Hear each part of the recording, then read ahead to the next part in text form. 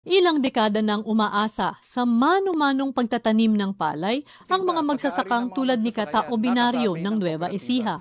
Mababa ang kanilang kita dahil sa taas ng production cost, dulot ng pag-aararo gamit ang kalabaw at pagpapatuyo ng palay sa pagbibilad sa kalsada.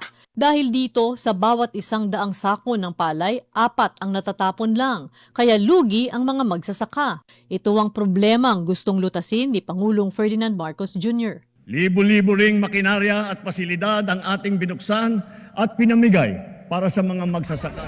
Last week, dinayo ng Pangulo ang Gimba Nueva Ecija para inspeksyonin ang Rice Processing System o RPS, ang modernong pasilidad para sa pagpapatuyo at paggiling ng palay. Pero para pampabilisan, kailangan ito mechanization ang ginagawa natin. Dagdag pa ni Agriculture Secretary Francisco Tio Laurel Jr., Pagbibilad ng sa kalye, maraming losses dyan Tsaka maraming pumapangit yung quality.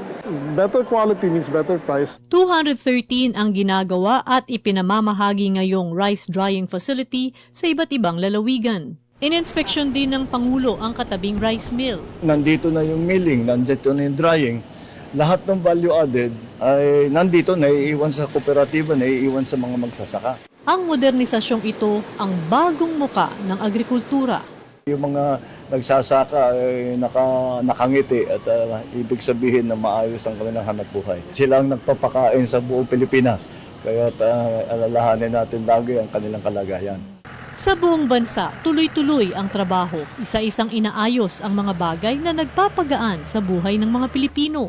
Ito ang bagong kwento ng agrikultura, ang pagtatanim ng pagbabago at ang pag-ani ng pag-asa.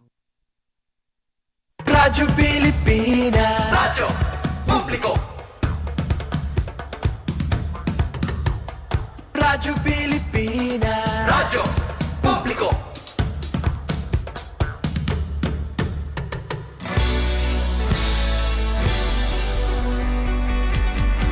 Mahalagang mga balita, napapanahong impormasyon. Kami ang inyong gabay pag may bagyo at sakuna. Serbisyo ng gobyerno kapag may nangangailangan. Mga proyekto ng Pangulo, damang-dama ang pagmamahal niya. Tulay ng mga hinaing, ang problema ng bayan ating lulutasin. Tulay sa himpapawid, tulay ng pagbabago.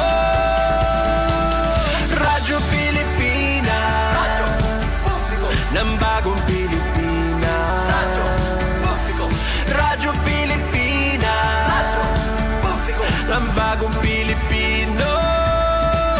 Mga proyekto ng Pangulo, damang-dama ang pagmamahal niya. Radyo Pilipinas, Radyo Publiko, ang boses ng Pangulo.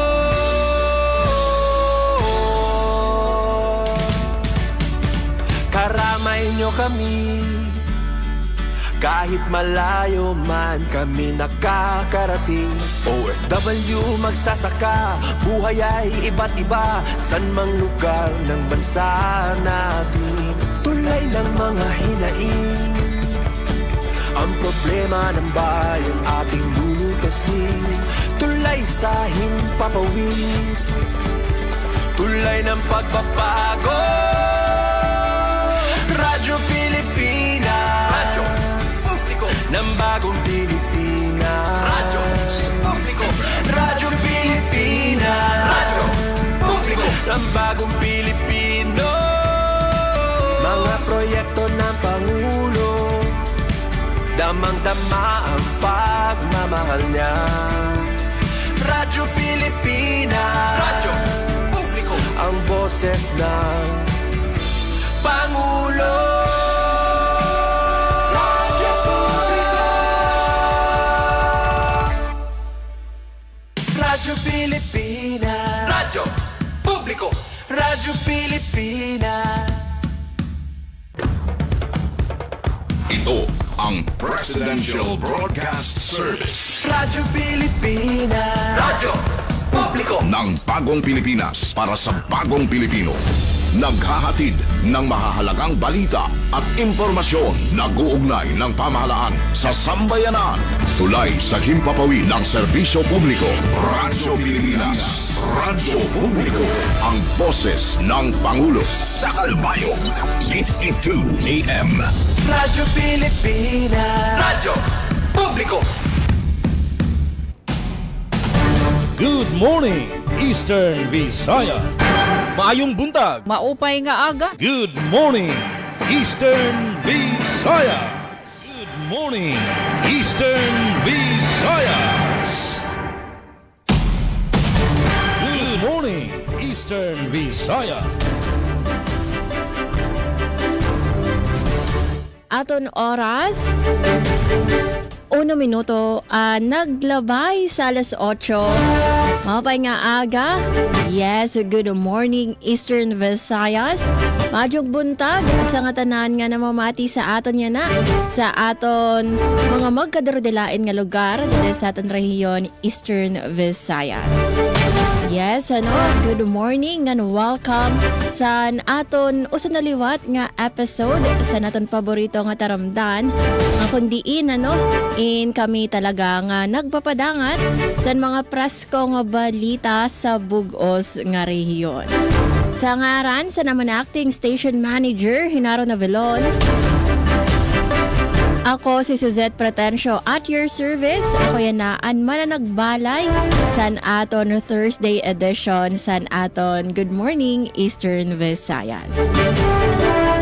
Ngan kaupod naton dide sa Master Control. Kaupod ta si Joven Cardenas. Once again, welcome ngan maupay nga aga. Ngan adiketa yan na sa aton ika-9 san Abril 2026.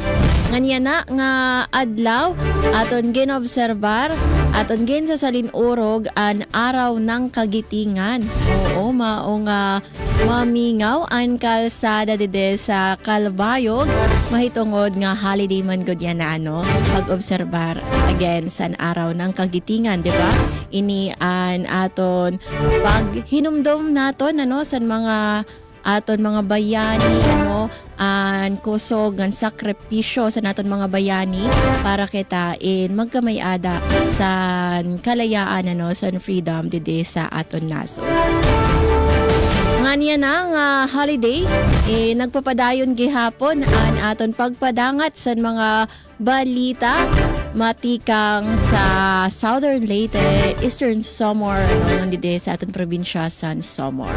Mao nga full force gihapon kita. Kaupod naton mga sister stations sa RP Sugod, aton kaupod si Sir Aljon Malot, ngan sa RP Barongan, ato naman mga kaupod si Ma'am Ate Daisy Belizar, ngan sa PIA Southern Leyte, atong gyapon mga kaupod atong PCO si Sir Bong Peladino. Yes, sa PIA Southern Leyte. So, dire na natin paihaon pa At anay kita, biyahe anay kita sa Sugod, Southern Leyte. Kumusta ang panahon dida? Kuya Aljon sa Sugod. Ngan, kumusta ang trapiko ng iba pa nga mga updates? Good morning, Eastern Visayas.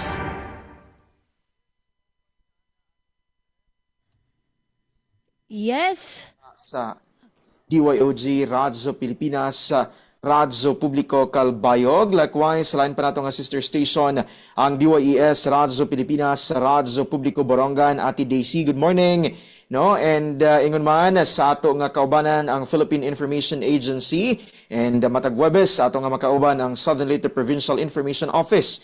Atong makauban si Sir Bong Pedalino. Sir Bong, good morning. Diha kanimo. And ingon man sa tanan nato nga mga suking tigpaminaw nga kasagaran anaa sa tagsa-tagsa ka mga panimalay kay holiday karon nga adlaw mga higala in honor sa araw ng kagitingan. In fact, Ate Suzette at Ate Daisy, Sir Bong, padayon karon currently ang 84th anniversary nga programa didto sa kining bataan no nga gipangunahan sa ato nga presidente Ferdinand Marcos Jr. And yes, Ate Suzette, in terms of kining trapiko medyo mamingaw no ang ato nga kakalsadahan sa kasamtangan considering lagi nga holiday man. And sa imo pang gikaingon kaganina ato nga panghinaot nga niining pag-obserbar o pagsaulog nato ng araw ng kagitingan mga higala, ato nga hinubayan, ato nga hinumduman no ang nahimo nga kabayanihan ug ingon man ang pagpakita og kaisog sa ato nga mga bayani aron lamang gyud makuha ang kagawasan nga ato nga na-experience no sa kasamtangan. Hinaot nga ato kana nga mapabilin and ato gihapon kana nga ma-embody no kana nga resilience and strength karon nga mga panahon no, especially nga ang bayani karon nga mga panahon dili na lamang necessary nga mogamit og kining mga hinagiban no, ang bayani adunay mga modern heroes mga higala pinaagi sa ato nga pagserbisyo diha sa katilingban. And maanindot Ate Suzette, Ma'am Daisy, Sir Bong, kay ang araw ng kagitingan karon diri sa probinsya sa Southern Leyte, maanindot ang ato nga panahon. Nagpakita gyud sa iyang kahayag si Haring Adlaw apan dili ka kumpiyansaan kay susama kagahapon adlaw no, pag-abot sa hapon kalit nga ni bundak ang uwan. Hinoon maayo na lamang pod kay at least makasinati og medyo mabugnaw magamay no nga panahon ang ato nga mga kaigsunan. But ato nga pahinumdom, make sure nga magdala kanunay sa inyong mga proteksyon, payong, kalo no aron gyud to protect us directly sa kainit sa panahon, and ingon man magdala usab og tubig aron magpabiling hydrated mga higala. Peace and order situation, generally peaceful ang mga kalungsuran dinhi sa probinsya sa Southern Leyte, partikular sa Sugod Bay area, no, ingon man Pacific and Panaon, kay later si Sir Bong maghatag diha sa dakbayan sa Maasin.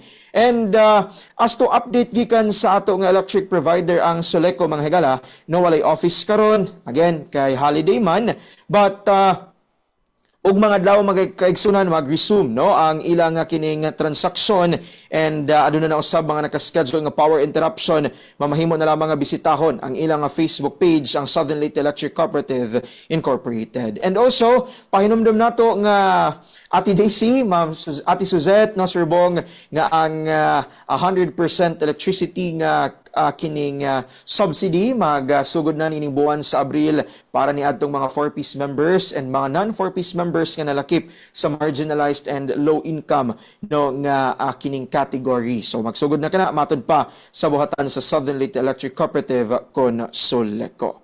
Alright, ug para sa aruhan sa mga balita nga nahikay sa tibok pwersa sa Radyo Pilipinas, sa Radyo Publiko Sogod, para sa karon nga edisyon sa programang Good Morning Eastern Visayas, Abril 9, tuig 2026, adlaw nga Webes. Mga mananagat sa lungsod sa Silago nakadawat og fuel subsidy gikan sa BIFAR. Vice President sa Southern Leyte State University kun Asa Lasiu nakadawat og pasidungog. Mga driver sa Southern Leyte nakadawat og 5,000 pesos nga ayuda gikan sa gobyerno. Scuba Sorero og coastal cleanup activity gihimo sa lungsod sa Limasawa, Southern Leyte. Oga publiko giawhag sa pagsuporta sa bagong livelihood project sa mga persons deprived of liberty diha sa lungsod sa San Juan. Kanang inyong atangan mga higala kay sa pagbalik sa Radyo Pilipinas sugod among ihatod ang kompletong detalye sa naasoy nga mga balita. Dini lamang gihapon sa programang Good Morning Eastern Visayas. Yes, daw mga salamat Kuya Aljun Malot sa mga pauna nga impormasyon at ikang dida sa Southern Leyte. Sugod Southern Leyte. Ngan, ano? Oo, magpapabilin kita sa Southern Leyte. At naman kumustahon ang mga pauna nga impormasyon ngan mga laray uluhan matikang sa PIA Southern Leyte. Mapay nga aga, Sir Bong Peladino. Good Morning Eastern Visayas. Majong buntag, usab diha kanimo, Ma'am Suzette Pretensyo, diha sa RP Calbayog, DYUG. Ingon man sa atong mga ka-PCO, kauban sa buhat diha sa maong Sibian. Usab, mayong buntag, diha kanimo kalalawigan, ka-probinsya. Sir Aljun Malot, diha sa RP Sugod, DYSL. O usab sa atong mga kauban sa buhat, mga paisano, dihang dapita sa maong Sibian. Good morning, sab. Diha sa RP Borongan, DYES. Imam Daisy Bilyazar o usab sa atong mga kauban sa buhat ya ka PCO wa man tay taga Baybayro no. So nag-holiday sa tingali sila. Pero kita din wa mag-holiday ning radyo. Ako na anad mag-radyo kay actually primero na hong sawga sa trabaho. Gawas nga dito ko sa reporter. Radyo mo ko ya sa DYDM. Mo fail ko bisag holiday, bisag Saturday on board basta maka-on board lamang wa lamay kabilinggan sa panglawas. Baskog sa kanunay kalasino. So mo ning niya kita andam og tagana sa pagserbisyo paghatod og mga mahinungdanong kasayuran nga makahatag og alibyo og impormasyon sa atong mga katawhan. Diri sa dakbayan sa Maasin, Ma'am Suset, Ma'am Daisy og Sir Aljon, madag-umo ng panahon apan mapaswabe gyud ang kainit sa adlaw. Na may gihugon-hugon nga low pressure dito pa man hinos layo sa amo sa Guam. Amo dito sa Guam. Dapit. So mao tingali na mo hinungdan nga naay mga pagpanag-om atong nasinati. Apan lagi sa gingon pang Sir Aljon dili gyud ka kumpensahan. Kay matag karon ubo niya mubundag ang uwan. Mabasa ning atong alimpo kini bang init uwan init mo ni makahatag gyud og mga kakulian. Ilabi na nato o kanamo nga abanti na ang panuigon maglikay na gyud nianang mga inana nga mga sitwasyon. Samtang sa kahimtang natos kahapsay og kalinaw generally peaceful no ang atong lalawigan atong syudad sa Maasin specifically padayon gyapon ang atong mga kugihan nga kwerpos kapulisan pagpanakop nining mga badlungon sa Katilingban Buaw, mga other wanted persons o usab kinilaging magpatigayon gyapon og mga ginadili nga droga. Sa atong kahimtang sa kurente karong adlaw dunay gika-schedule nga power interruption karon pahinoon ning alas 5 sa hapon ngadto sa alas 6 sa Ikpadong na kilom-kilom. Ang mapektahan nga dapit sa Kanumay, Huwangon, Malitbog to entire Sugod Bay, Panaon and Pacific areas sa atong nalawigan sa Southern Leyte. May gani kay saon ra ni ka oras karon pa pong hapon busa angay pang may panahon pa sa pagpangandam. Ang rason ini normalization of power. Ang NGCP mag-conduct og transmission line reconducting activities along Ormoc, San Isidro 69 kV line. So mao ni karong adlaw og ang sunod nga mga kutay sa scheduled power interruption karon ng Sabado. Mo na giingon nga bisitaha lamang ninyo ang FB page sa Suliko. Giingon pang Sir Aljon ubay ni ilang mga gipan schedule nga mga power interruptions. Kabahin sa lifeline rate diri sa dakbayan sa Maasin. Gimana-bana mga 6,000 kapin kun kulang ang gikatagda gyud nga mo pahimos nene. Mo speech na kuno sa PBBM makat ning atong program anytime. Yes. So why problema? Yes, Sir Yes, ma'am. Bong. So, ato na anytime, ma'am. ato na hatagan dalan ang mensahe ni Presidente Ferdinand R. Marcos Jr. dito sa Bataan. Yes, ma'am. Go ahead.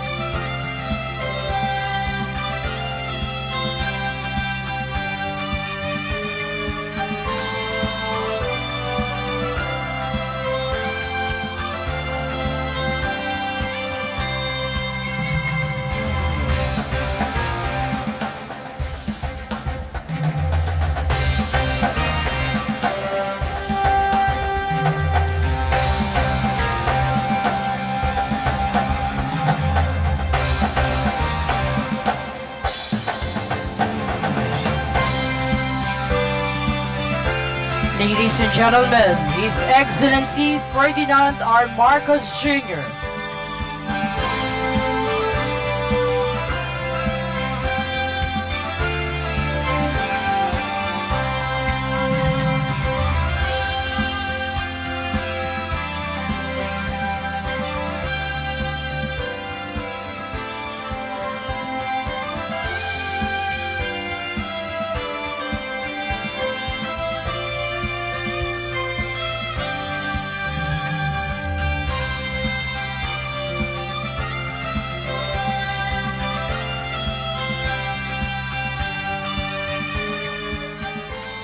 As we now begin the program on the 84th commemoration of the Araw ng Kagitingan, the invocation will be officiated by the Most Reverend Rufino C. Sescon Jr. of the Diocese of Bataan. Alright, okay, samtang... In the name of the Father, and of the Son, and of the Holy Spirit. Yes, samtang ginpapadayon adton selebrasyon programa dito sa Bataan. Oo, samtang ginuhulat naton ang mensahe ni Presidente Ferdinand R. Marcos Jr. balik ani katakan Sir Bong Pedalino para sa pagpadayon sa iya mga pagpadangat sa mga pauna nga impormasyon. For the immeasurable sacrifices of those who gave their lives Shortcut for na lang the na nato peace and aron freedom. paghatag og kadagaya usab sa sitwasyon mo direkta kita sa atong gamayng trivia kay related sa celebration kanong adlaw.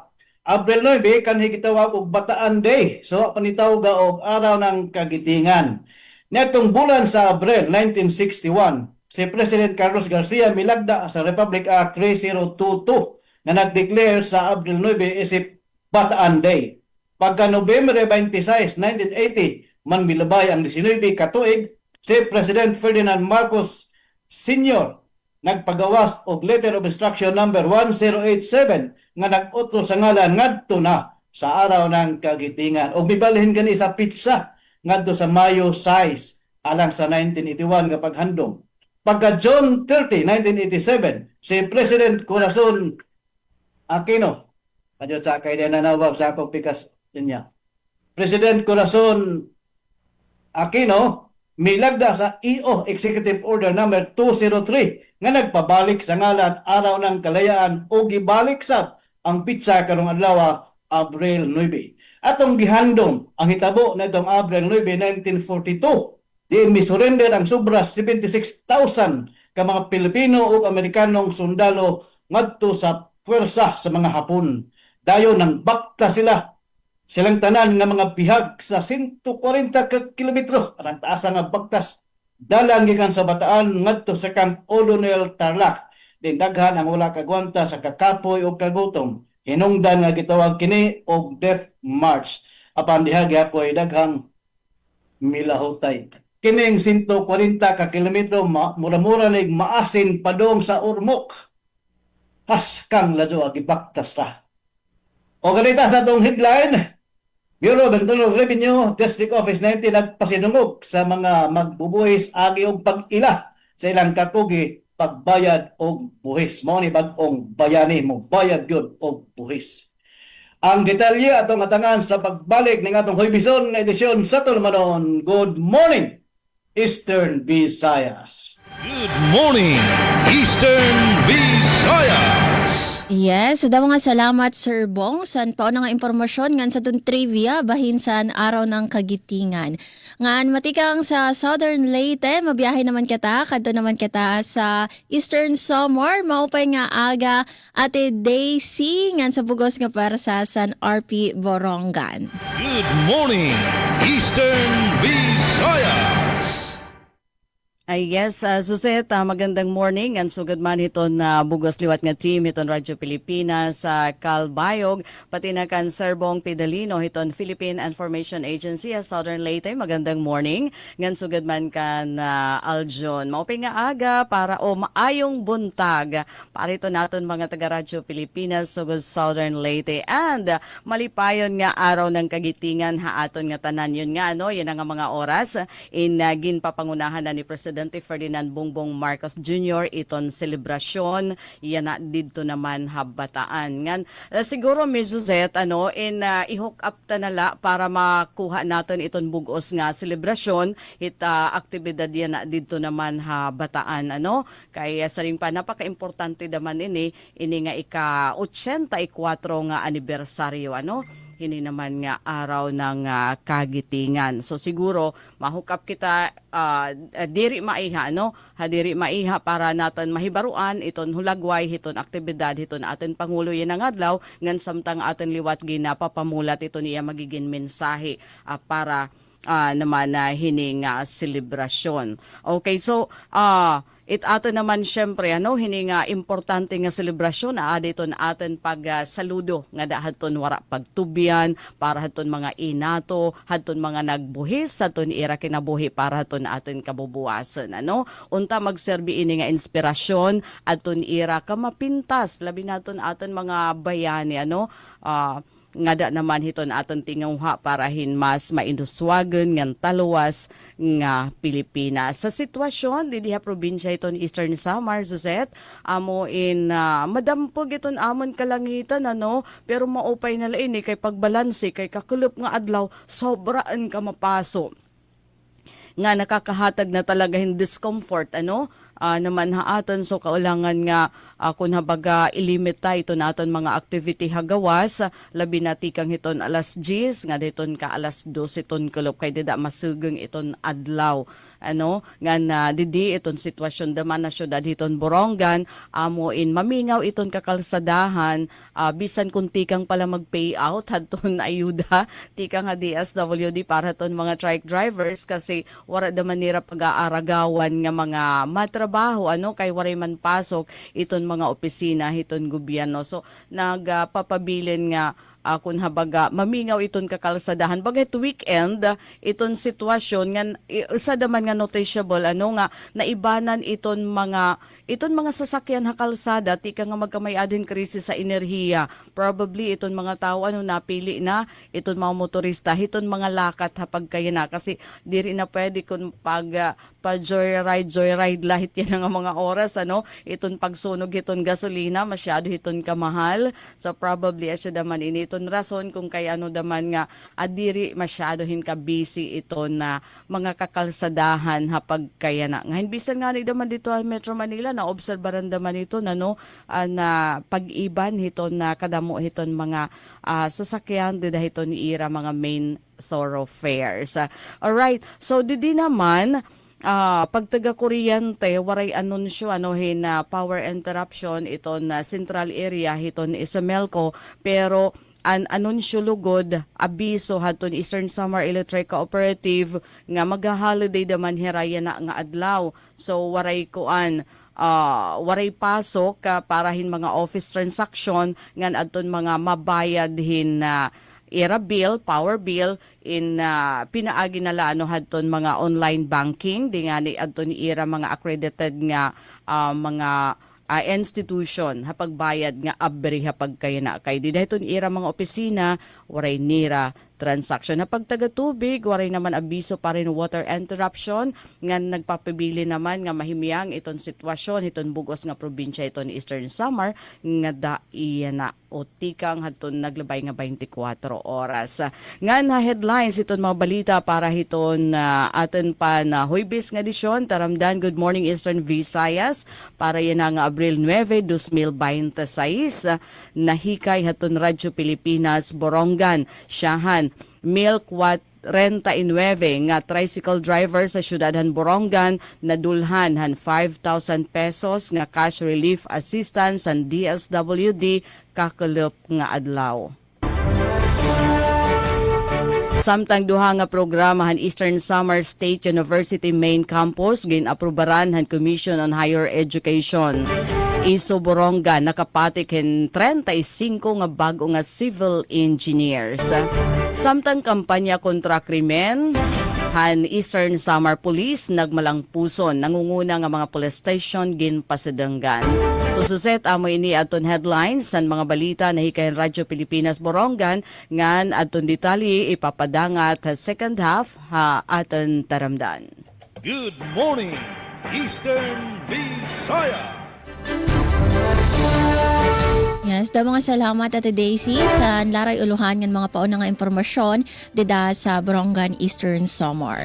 Hindi din naman sa syudad San Calbayog, so parehas sa Borongan in mapasok gihapon, mapasoan amon yan nga de temperatura, amon panahon dide sa Calbayog, kakulop nga niin mapasok pero didigaring sa Calbayog Ate Daisy, Sir Bong, Kuya Aljon, in pagkakulop, nag-uuran. So, sa aga, kapaso-paso, ora-ora, tapos mga pagkakulop, nauran. So, baga nag-schedule, ini nga, adlaw, pati an oran. Okay, ako na yan na, kada kulop ka lang, magawas, adlaw naman in kada aga. So, mao nga aton pagpahinumdom sa mga maglalakat, especially kay holiday yan na, siguro iba, may ada mga lakat, bonding with family, gihapon, and friends. So, pagdara na ka mo san payong kalo mga panangga sa oran para just in case nga niyan kulop in tigdala nga umuran in mapaproteheran naton kalugaringon Ang lain sa na syempre dara gihapon kamo sa tubig kay mapaso-paso man gihapon ang panahon apisar nga tigda-tigda nga nag-uuran. Nga na update sa aton mga utilities sa Malco 1 inagpagawas sa power interruption o NGCP ini nga power interruption nga kundiin sadto naka-schedule yan ng April 12 Sunday pero nagpagawa serasan bagong abiso na reschedule ini. So ginpapahibaro sa nga tanan nga mga konsumidor sa Malco 1 nga na-rescheduled ang 18 ka oras nga scheduled power interruption sa NGCP. So ang bago nga schedule ini in pagbubuhaton na sa April 19 Sunday from 6 a.m. to 11:59 p.m. Ang rason, transfer sa 69 kV Calbayog to Bliss feeder from 69 kV Bay 2 to the new 69 kV Bay 4. Ang mga apektado nga area, ang Kapookan Substation sa Feeder 1, Kapookan Old Road to City Proper to Happy Valley Barangays, Feeder 3 Barangays along Kapookan to San Policarpo ngan Gadgaran, nga apektado gihapon ang Palanaskara Substation, mga barangay sa Palanaskara pakadto sa San Policarpo, Tinambakan District Barangays ngan Oquendo District Barangays. Sugad man ang iba nga area in mapaparong liwat ang kuryente sa sulod sa 30 ka minuto sa aga ngan gabi agod paghimuon ang isolation nga normalization process. So mapaparong ang kuryente 30 minutes in between 6 a.m. to 7 a.m. iniin para sa isolation nga 30 minutes in between 11 p.m. to 11:59 p.m. para naman sa normalization. So ang mga apektado nga area sa San Agustin Substation sa Feeder 6 barangays along Nakubi to San Agustin to Matuginaw, ngan sa Feeder 7 municipalities San Jorge, Tarangnan ngan mga iba pa nga mga barangay sa bungto San Tarangnan. Apektado gihapon ang Karayman Substation, mapaparong gihapon ang kuryente sa munisipyo San Santa Margarita from Barangay Kagsumhi to Barangay Ilo, ngan Gandara from Barangay Tambungan to Nakobe, ngan Barangay Pagsanghan including ang Binalayan, Lahong, Dapdap ngan Talinga. Samtang mapaparong gihapon ang kuryente from Barangay Kapookan to Obrero didiini sa Calbayog City, including ungay na ang Barangay Pandayan, Gaisano, Payahan to Dagum, JD Avelino Street to Hospital Site, Barangay Pido to Cagboborak, Magsaysay Extension to Narcisa, ungay na ang Barangay Rawis ngan Barangay Bagakay to Karayman, hangtod Borabod to Munbon, Santa Margarita. So hopefully naka-take note ka mo So haros nga tanan nga service area sa Malco 1 in maapektuhan sa sini nga scheduled power interruption again sa April 19 Sunday 6 a.m. to 11:59 p.m. So 18 hours nga mapaparong ang kuryente, mao nga siguraduhon naton nga naka-charge naton mga power stations, power banks ngan mga mga flashlights. So para naman sa update sa tubig, so in Maluya naton aabid sa tubig mahitungod san era gindudumara nga desilting activity sa Calbayog Water Company Incorporated. Alright, para naman sa mga laray uluhan, mga nahikay nga balita, matikang dede sa Radyo Pilipinas, Radyo Publiko Calbayog, 1,305 nga mga driver sa Calbayog ngan bungto sa Santa Margarita nakakarawat ayuda ilarom san AX program. Drought tolerant ug heat resilient nga inbred rice varieties gin-showcase sa ginbuhat nga lakbay palay sa Calbayog. Samtang 5,000 nga cash aid gin-distribuer sa 1,553 tricycle drivers sa Catbalogan City. Ngan LGU Gandara ginkarawat ang solar-powered irrigation project para sa mas marig-on nga agrikultura. Ayaw ka mo pagbaya sa iyong mga radyo ngan sa aton live stream sa Facebook kay aton iglalayggay aton igdetalye ang ini nga mga balita sa second part sa naton taramdan. Good morning, Eastern Visayas. Thank you to the Governor of the province.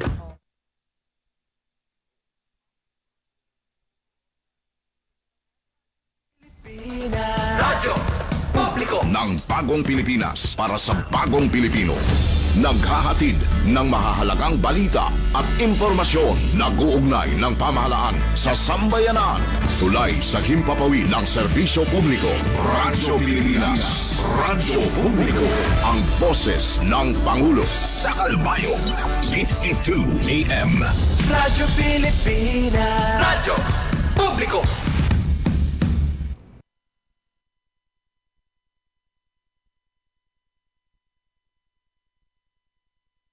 Nita ngayong taon ang ikalawampung anibersaryo ng paglagda sa Treaty of Amity and Cooperation in Southeast Asia o TAC.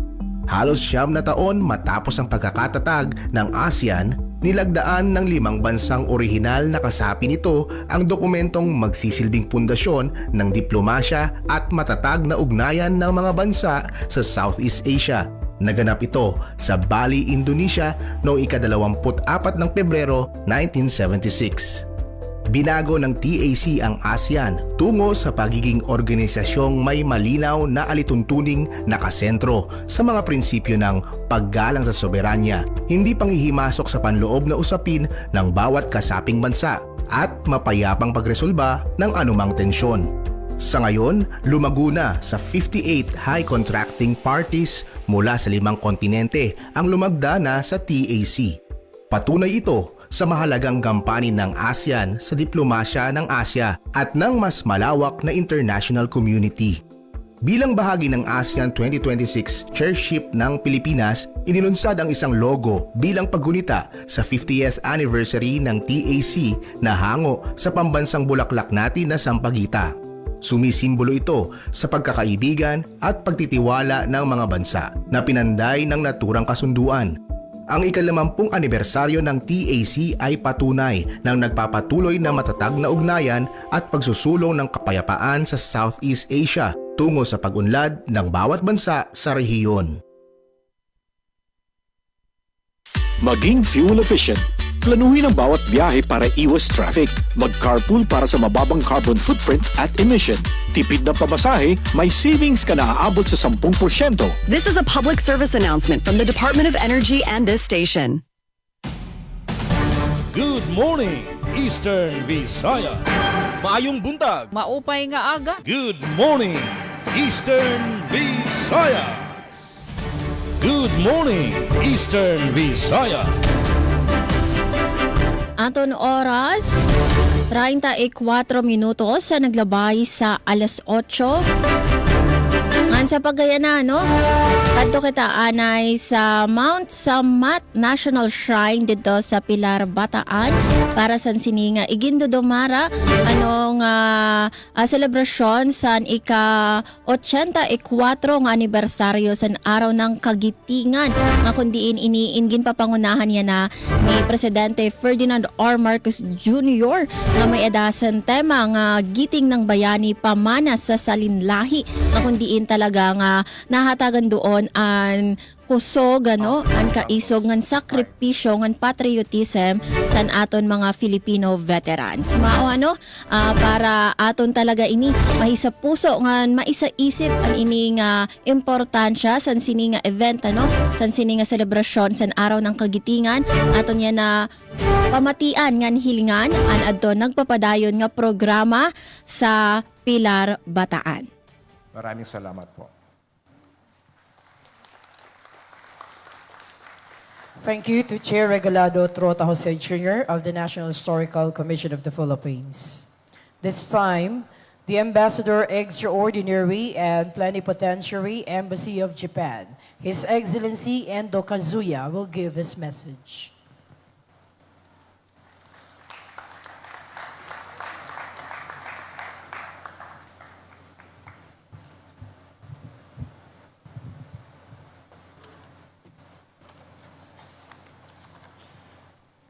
His Excellency President Ferdinand Marcos Jr., Honorable Secretary of National Defense Gilberto Teodoro, Mr. Robert Ewing, Charge d'Affaires, U.S. Embassy, Chairperson Regalado Jose, National Historical Commission, Undersecretary Reynaldo Mapagu, Philippine Veterans Affairs Office, Bataan Governor Jose Enrique Garcia, esteemed Filipino veterans, distinguished guests, ladies and gentlemen, magandang umaga po sa inyong lahat. Isang karangalan po nakasama kayong lahat ngayon. On this solemn occasion, we stand with deep reverence to honor the men and women who made the ultimate sacrifice in the Battle of Bataan 84 years ago. Beneath the towering memorial cross, we pay tribute to their courage, sacrifice, and resilience. We remember not only those who fought, but also the families whose lives were forever shaped by the tragedies of war. To the brave veterans, your service continues to leave a lasting legacy of benevolence that continues to inspire and guide future generations.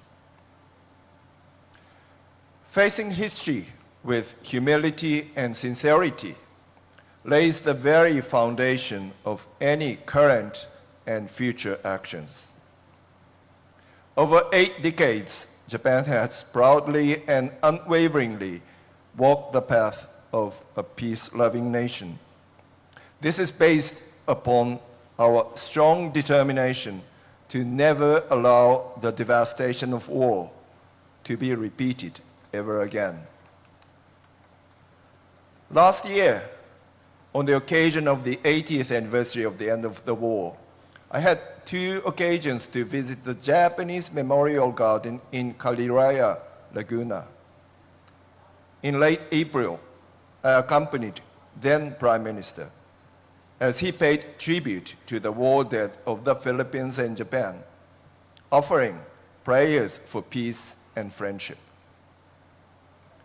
Later in August, I hosted our annual memorial service in Kaliraya when we were honored to have representatives from the Philippine government, including those from the Veterans Affairs Office, to which I wholeheartedly appreciate. We were also deeply honored and grateful to receive a message from President Marcos, which reflected our shared commitment to lasting peace, friendship, and prosperity.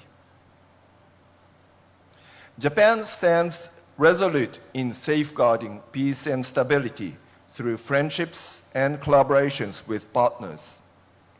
It is through this enduring commitment, one that our predecessors embodied with resolve and foresight, that Japan and the Philippines have built not only a partnership, but also a friendship that is both strong and forward-looking.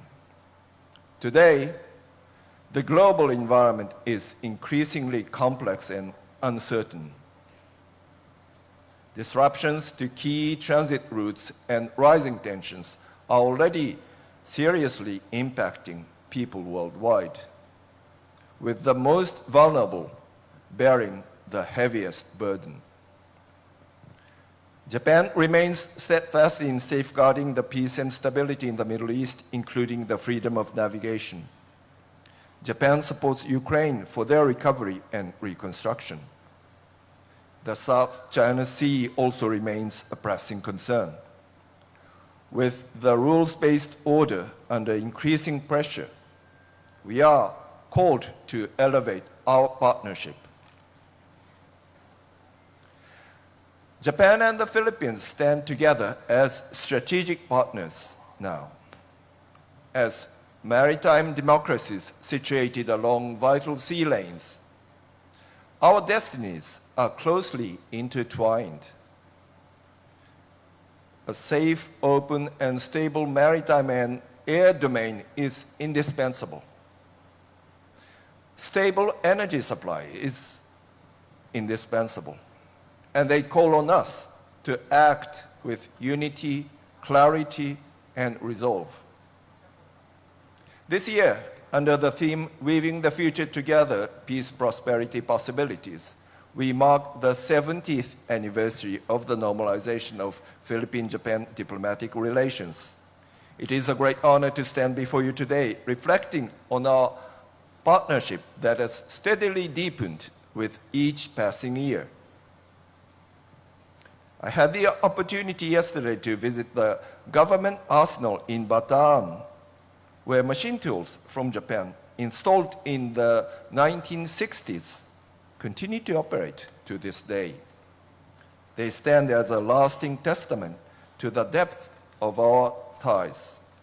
Since 1960s, Japan is honored to support the modernization of the Philippines' infrastructures and public policies through our official development assistance and remains the nation's largest ODA partner. In addition to the infrastructure construction such as railways and roads, we have long been working for the enhancement of the Philippine Coast Guard operational capabilities and are currently working to deliver additional vessels to the PCG. Our cooperation has expanded significantly in recent years. The successful conclusion and implementation of the Reciprocal Access Agreement is a historic milestone achieved under the leadership of President Marcos and Secretary Teodoro, opening a new chapter in our strategic cooperation. The signing of the Acquisition and Cross-Servicing Agreement in January this year further strengthens our interoperability. This growing defense cooperation is also reflected in Japan's official security assistance, with the Philippines serving as its principal recipient for 3 consecutive years. 2 months ago, I had the honor of joining Secretary Teodoro for the handover of 5 coastal surveillance radar systems, an initiative that enhances maritime domain awareness and strengthens our collective security. Anchored in our shared vision of a free and open Indo-Pacific, which marks its 10th anniversary this year, we continue to uphold the rule of law, freedom of navigation, and respect for sovereignty. Together with key partners which are committed to advancing this vision to ensure that our regions remain a space of cooperation, stability, and inclusive growth for all. Japan, the Philippines, and the United States, once divided by the tides of history, now stand united as allies and partners. It has evolved into a robust trilateral partnership. It is further strengthened through expanded joint engagements, including numerous maritime cooperative activities demonstrating a shared commitment to the rule of law and regional stability. We look forward to further demonstrating our shared commitment through upcoming exercises. Just 3 days ago, approximately 420 personnel from the Japan Ground Self-Defense Force began their participation in exercise Salaknib. Under the Reciprocal Access Agreement, Japan now takes part in joint exercise alongside humanitarian assistance and disaster relief exercise. Notably, this month's Balikatan is the first iteration since the Japan-Philippine RAA entered into force, and we expect the strengthened participation from all branches of the Japan Self-Defense Forces, ground, maritime, and air, as we enter this new era of our defense cooperation. Once again, I offer my deepest respect to all the veterans. It is now our responsibility to carry forward their legacy by strengthening our partnerships and building a future of lasting peace, stability, and shared prosperity. Mag-isa po tayo para sa isang mapayapa at matatag na kinabukasan.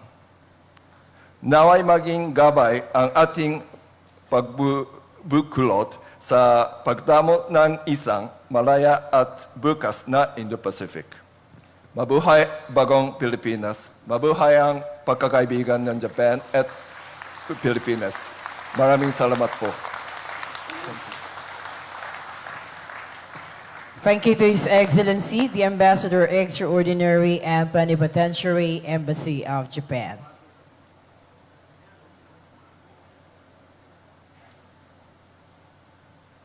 Well, this time, let us hear the message of the Chargé d'Affaires, AI, Embassy of the United States of America, Mr. Robert Y. Ewing.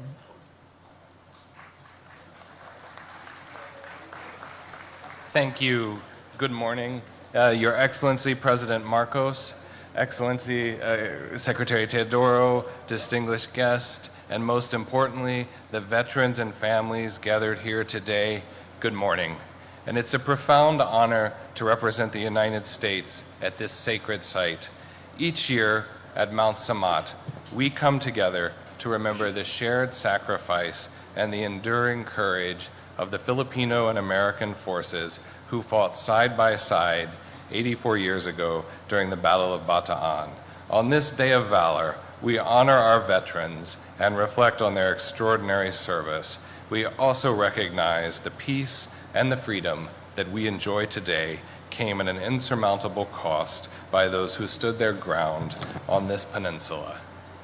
From January to April 1942, Filipinos and Americans fought as one in some of the fiercest battles of the Pacific. Many gave their lives. Those who survived endured the horrors of the Bataan Death March. Yet their sacrifice was not in vain. Together, our nations persevered, and 3 years later, the Philippines was liberated. In the years that followed, we rebuilt together. This year, our commemoration carries added significance. In 2026, we mark the 80th anniversary of diplomatic relations between the United States and the Philippines, and the 75th anniversary of our Mutual Defense Treaty. What began as a wartime bond has evolved into a modern, comprehensive, and ironclad alliance, one that spans defense, economic cooperation, and innovation. From the foxholes of Bataan to advances in microelectronics and clean energy, our partnership continues to grow and adapt each and every day. The United States also approaches its 250th anniversary, a moment to reflect on our own journey towards a more perfect union.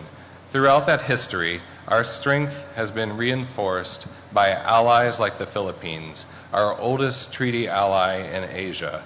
Our stories are deeply intertwined and grounded in a shared commitment to liberty, to sovereignty, and to the rule of law.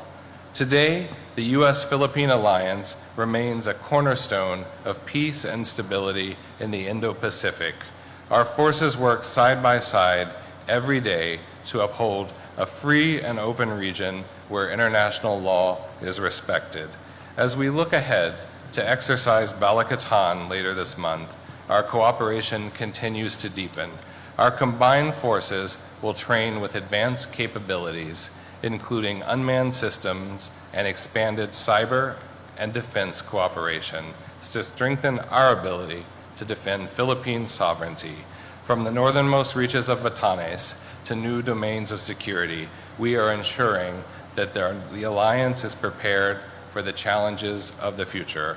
Our partnership extends beyond security. People-to-people ties remain the foundation of our relationship. Programs like Fulbright Philippines, established from the legacy of World War II, continue to connect our nations by empowering the next generation of leaders in fields ranging from science and technology to public service. It is essential that these young leaders carry forward the legacy of Bataan, remembering both the sacrifices made here and the reconciliation that followed. We are also joined by partners who share our vision for a peaceful and prosperous region, including Japan, a close friend and ally to both nations. Together, we demonstrate that adversaries can become steadfast partners in advancing peace and advancing stability. The Day of Valor reminds us that courage, sacrifice, and unity are timeless. The legacy of Bataan challenges us not only to remember, but to act, to preserve the peace that was so dearly won, and to ensure that future generations may thrive. On behalf of the United States, I extend my deepest gratitude to the service members with us today, and especially to veterans and their families. Thank you for your service, thank you for your sacrifice, and thank you for embodying the very best of our enduring alliance. We salute you. Maraming salamat at mabuhay. Thank you. Thank you to the Sergei I AI, Embassy of the United States of America, Mr. Robert Ewing. Well, the guest of honor will now be introduced by Secretary Gilberto C. Teodoro Jr. of the Department of National Defense.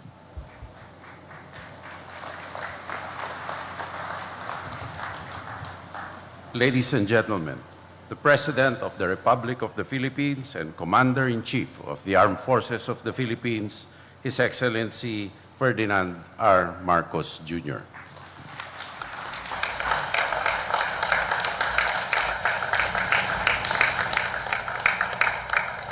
Thank you to our Defense Secretary, Gilberto Teodoro Jr. for his kind introduction. Please be seated. His Excellency, Archbishop Charles John Brown, and the distinguished excellencies of the Diplomatic Corps, Japanese Ambassador to the Philippines, His Excellency Endo Kazuya, U.S. Embassy Chargé d'Affaires, Robert Ewing, the honorable members of the Cabinet who are here present, Province of Bataan Governor Jose Enrique Garcia III, Bataan 2nd District Representative Albert Raymond Garcia, and the other members of the House of Representatives, Municipal Mayor of Pilar, Carlos Pizarro, and other municipal mayors of Bataan present here, National Historical Commission of the Philippines Chairperson, Regalado Jose Jr., Philippine Veterans Affairs Office Administrator Reynaldo Mapago, the Bishop of the Diocese of Balanga, Most Reverend Rufino Sescon Jr.,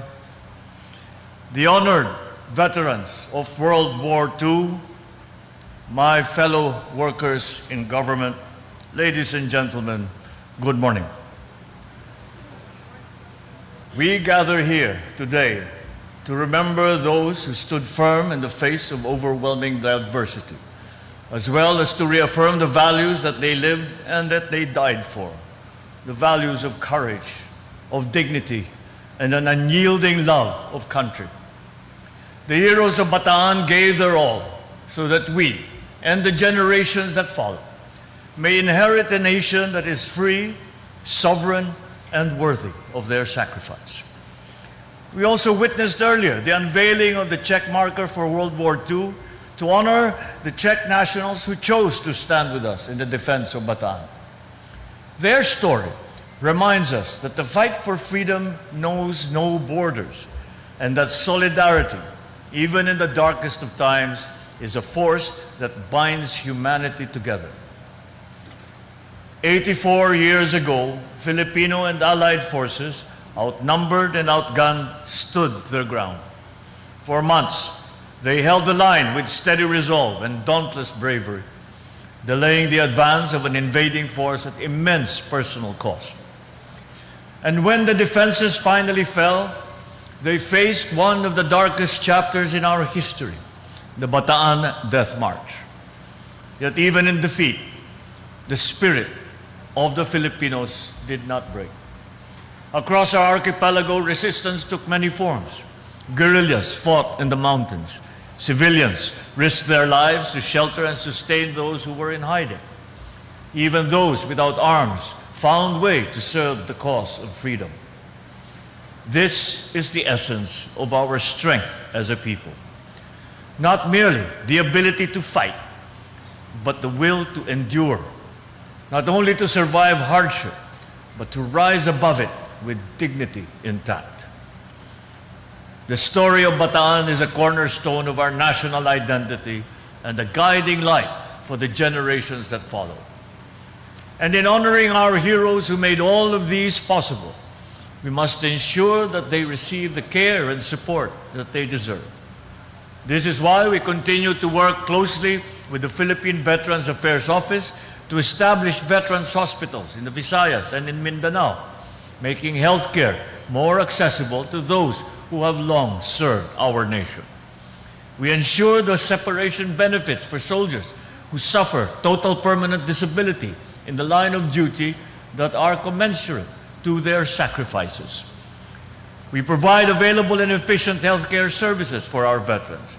We're having established the Veterans Access to Lifetime Optimized Healthcare, or VALOR Clinic. We have continuously implemented several programs. Last year, over 2,630 veterans and their dependents benefited from services under the Veterans Hospitalization and Medical Care Program. We have constructed veterans wards in select government hospitals. A monthly average of 146,896 pensioners have all received their benefits. In parallel, we have invested in the future of their families. 973 scholars have already received assistance for their education. And through Republic Act number 11958, disability pension rates have been increased, recognizing those who have borne the cost of service in their very bodies. As we honor the past, we are reminded that remembrance is a call to responsibility. The sacrifices of those who came before us demand vigilance, unity, and the continuing willpower to act in the present. Today's challenges may not mirror those of yesterday, but they test us in much the same way. Among these is the enduring geopolitical tension that we are observing in the Middle East. While we may stand far from the centers of conflict, we are not untouched by its consequences. Fuel prices weigh heavily on Filipino families, those who already have the least having been subjected the most to this scourge. In moments like these, the government will do everything that is possible to cushion the impact and safeguard the welfare of our people. And yet, governance is only a part of the equation. Nation building has always been a shared responsibility. But for this collective responsibility to succeed, it must be grounded in integrity, in courage, and in love for our country. Sa panahon ng matinding pagsubok, tulad ng nangyayari ngayon, kailangan natin balikan ang isang mahalagang bahagi ng katangian ng bilang Pilipino, ang pakikipagkapwa. Dapat natin kilalanin na ang bawat isa ay may parehong pangangailangan, may parehong pangarap, at may parehong pinagdadaanan. Sa ganitong paraan, may papalalim natin ang ating tiwala sa pamahalaan, ang ating malasakit sa kapwa, at ang ating pagmahal sa ating bayan. Dahil kapag iniisip natin ang kapakanan ng iba, mas nagiging malinaw kung bakit kailangan tayong magtulungan at magkaisa. Sa simpleng pag-unawa at pagdamay, nakakatulong tayong mapagaang ang bigat na dinadala ng ating mga kababayan. Ipinapaalala nila sa atin ang pag-uunlad ng bansa ay nakasalalay sa kung paano tayo nagsusumikap na humarap sa mga pagsubok at bumangon mula rito. Let me once again recognize our veterans who are with us today. For you are living witnesses to history. You are the embodiments of strength and enduring symbols of what it means to serve something greater than yourself. No tribute can ever equal the debt that we owe you. But let this gathering stand as a promise that your service will never be forgotten. Your stories will always be told, and your legacy will drive us forward. Together, we will build a bagong Pilipinas that is steadfast in purpose, united in vision, and worthy of the heroism that today we celebrate. Maraming salamat po at mabuhay ang ating mga bayani. Thank you very much, His Excellency Ferdinand R. Marcos Jr.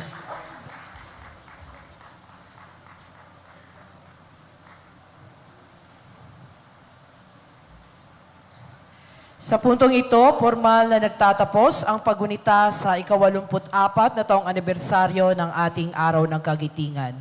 Taos-puso kami nagpapasalamat sa inyong pagdalo at pakikiisa sa makabuluhang pagdiriwang na ito. Naway patuloy nating isabuhay ang diwa ng kagitingan at pagmamahal sa bayan sa araw-araw nating pamumuhay. Muli, marami pong salamat sa inyong lahat.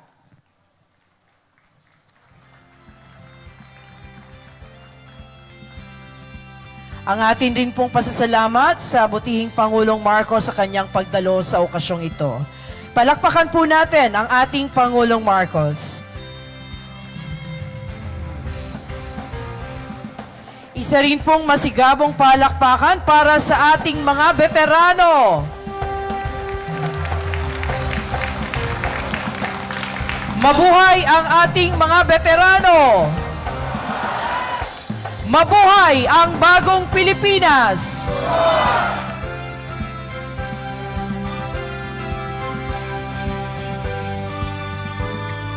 Mula rito, aming mga kababayan at mga veterano, mangyaring manatili sa inyong mga kinalalagyan.